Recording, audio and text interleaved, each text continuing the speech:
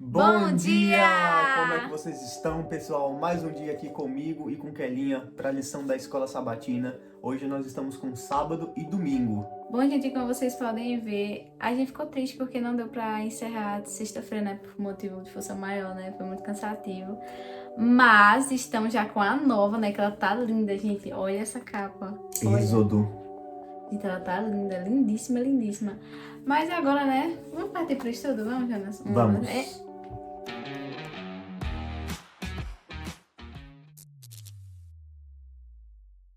Bem, a lição de sábado tem como tema crescimento, bênção e maldição. E como todo sábado, nós temos uma tirinha para que a gente possa ler e tirar a nossa conclusão do que será a lição dessa semana. Vai estar aparecendo aqui, ó. E vamos ler juntos.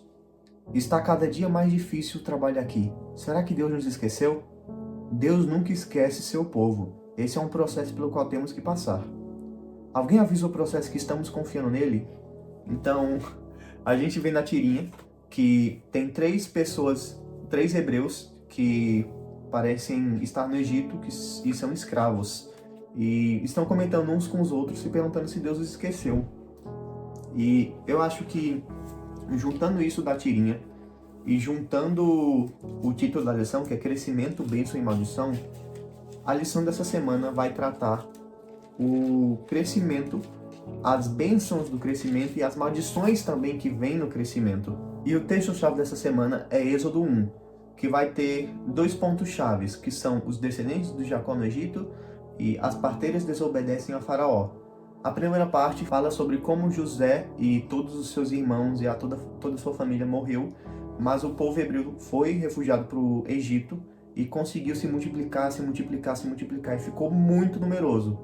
E porque o povo se tornou muito numeroso, o novo faraó, que não conhecia José, começou a ficar encucado com esses hebreus e quis acabar com eles, acabar com o número deles, porque sentiu medo de que eles pudessem fazer uma revolta se juntando com os inimigos dos egípcios. Então o faraó pede para que as parteiras hebreias matassem todos os filhos homens e deixassem só as mulheres. Deus intervém e faz com que as mulheres não façam isso, e Faraó se pergunta a elas: por que vocês não fizeram isso? Por que vocês não mataram os primogênitos? E as parteiras disseram a Faraó que as hebreias eram tão fortes e eram tão boas de dar à luz, que antes mesmo delas chegassem lá para ajudar, elas já tinham dado à luz e não tinham chance de matar a criança. E por causa disso, inúmeras crianças nasceram. E após isso, ele ordenou para que todo o povo matasse todos os primogênitos homens, todos os hebreus naquela terra, jogando eles no rio. Em meio a todo esse caos onde os hebreus estavam sendo encurralados e destruídos em número e sendo oprimidos como escravos no Egito, vai tratar basicamente de todo o crescimento, as bênçãos e as maldições que aconteceram em todos esses 400 anos de crescimento que eles passaram no Egito como escravos. Eu achei essa parte bem interessante, porque as parteiras, né, foi o amando dele, né, do faraó, que elas fizessem isso, né, seguissem a risca a ordem dele. Mas Deus interveio, né, e agiu ali, e elas tomaram a decisão de que essa era assim, não, esse é o Deus que eu devo seguir, é essa a decisão que eu tenho que fazer, que eu tenho que tomar. Eu não posso matar eles e tudo mais, né, e elas continuaram firmes, entendeu? E elas foram chamadas até ele, e ele questionou elas, e elas, tipo, não hesitaram, sabe? Elas simplesmente falaram. Eu achei isso incrível da parte delas, porque elas não, tipo assim, não inventaram alguma mentira ou fizeram qualquer coisa, sabe? Dar qualquer desculpa pra se safar. Elas foram sinceras, de verdade. E eu achei bem interessante essa teoria também hoje. Até que a pessoa pensa, né? Tanto sofrimento, né? Que até a última teoria que fala o seguinte: alguém avisa o processo que estamos confiando nele. Depois de tanto sofrimento, né? A pessoa se questiona se alguma coisa boa vai acontecer, né? Bom, e vamos passar para domingo, né? Porque a gente já deu muito spoiler. Então, dê uma estudada aí em Êxodo 1, porque tá muito bom. São 22 versículos apenas. Então, que vocês possam meditar e compreender, porque pelo que eu tô vendo é como é Êxodo, eu creio que é Êxodo todo completo que a gente vai estudar, né? Durante o trimestre.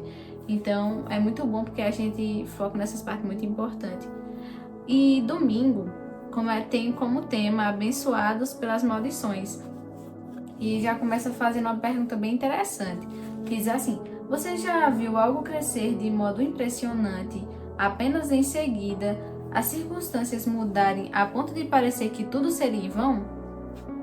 Nossa, eu acho que nunca teve isso, né? Todo mundo. Essa questão frustrada, né? De que as coisas vão bem, tudo mais tá ótimo. E aí do nada vem um baque, aí você. O que tá acontecendo? Nossa, é sério? Isso é sério?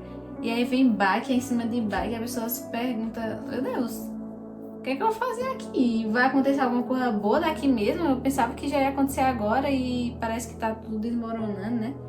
E aí a pergunta assim: como você se sentiu? Rapaz, eu me senti muito mal. Porque, tipo, na verdade é um misto de emoções que você começa a se questionar. Tava indo tão bem, né? E por que as coisas começaram a ficar assim? É uma sensação muito estranha. E A gente você, fica Jonas? frustrado. Assim como na tirinha, o primeiro cara fala que está cada dia mais difícil o trabalho aqui. Será que Deus nos esqueceu? A gente acha que Deus esqueceu a gente acha que a gente está perdido e que os dias que são ruins vão ser todos os outros ruins também. E aqui fala que é provável que os israelitas tenham sentido algo semelhante enquanto a história do livro de Êxodo se desenrolava, com certeza, né? Porque é uma grande história, né? Que aconteceu altos e baixos e com certeza a gente sempre se pergunta, né? Deus está ali mesmo? Realmente Deus está agindo? Ou Deus está permitindo que isso aconteça na minha vida? Por que Ele está permitindo? Então, com certeza, vem muitos questionamentos na nossa cabeça nesses momentos, né?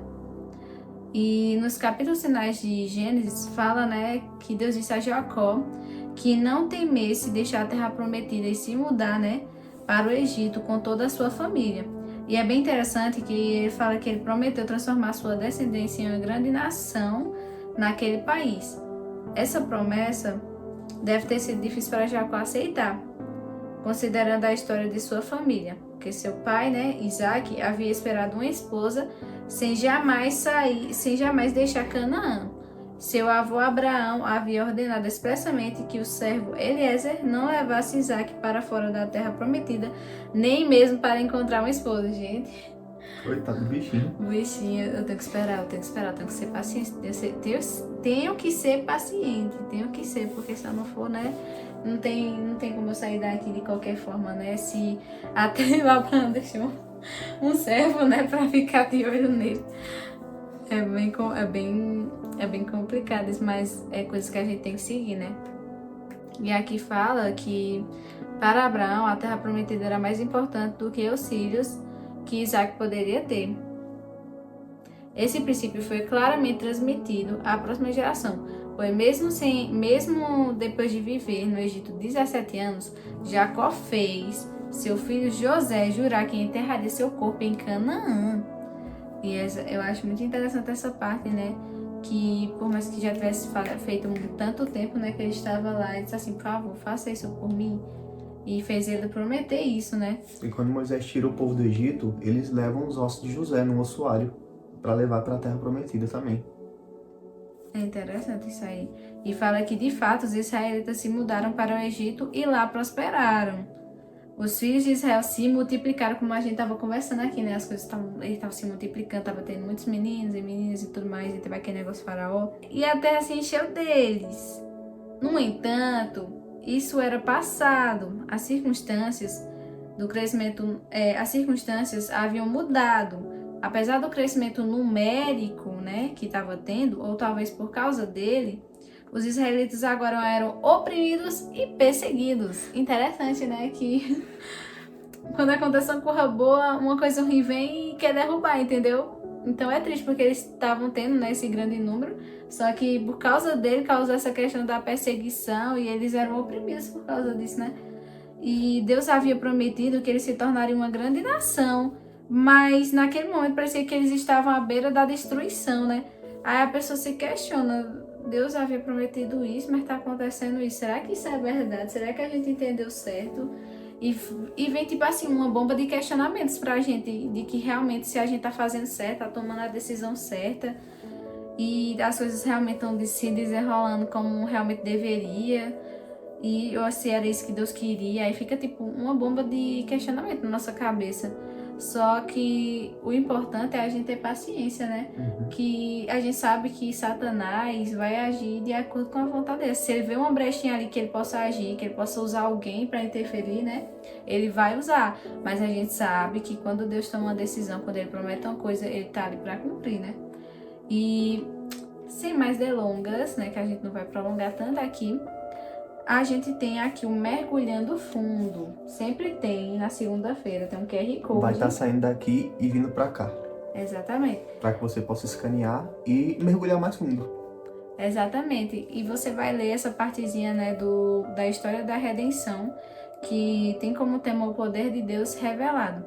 E é bastante interessante se você procurar, né, estudar mais um pouquinho mais. Se você procurar estudar um pouquinho mais, você vai gostar bastante, porque é sempre bom a gente aprender mais, né? Não só ficar preso a essas partezinhas da lição, porque eles já colocam isso aqui para que a gente possa se aprofundar ainda mais. Bom, pessoal, e é isso. A gente encerra, né, a primeira lição, domingo e sábado, né? A gente tá encerrando aqui. Mas antes, vamos fazer uma oração? Vamos. Oremos. Senhor Deus, eterno e poderoso Pai, muito obrigado porque todos nós acordamos neste dia, meu Pai. Te agradeço porque temos um momento para estudar a Tua lição, temos um momento para ouvir a Tua voz. Por favor, Senhor, que o Senhor ministre ao nosso coração e que o Teu Santo Espírito possa nos fazer entender, Senhor. Convido o Teu Santo Espírito para ficar conosco em todo esse dia e que a cada escolha que a gente fizer, que a gente coloque o Senhor em primeiro. Que a gente possa pensar antes, será que isso vai agradar a Deus? Será que isso vai glorificá-lo? E que a gente possa andar com o Senhor, meu Deus. Muito obrigado pela lição dessa semana. Eu sei que vai ser uma lição muito forte, porque a mensagem de Êxodo é uma mensagem muito forte para o nosso tempo de agora. Eu te agradeço porque essa mensagem chegou até nós e nós conseguimos entendê-la e nós conseguimos ter acesso a ela. Que o Senhor abençoe toda a nossa vida e que o Senhor abençoe todo esse dia também, meu Deus. Abençoa ele e que seja um dia próspero e um dia bom, meu Deus. É só isso que eu te peço, fica com ele. Em nome de Jesus. Amém. Amém. E é isso, pessoal. Tchau, tchau.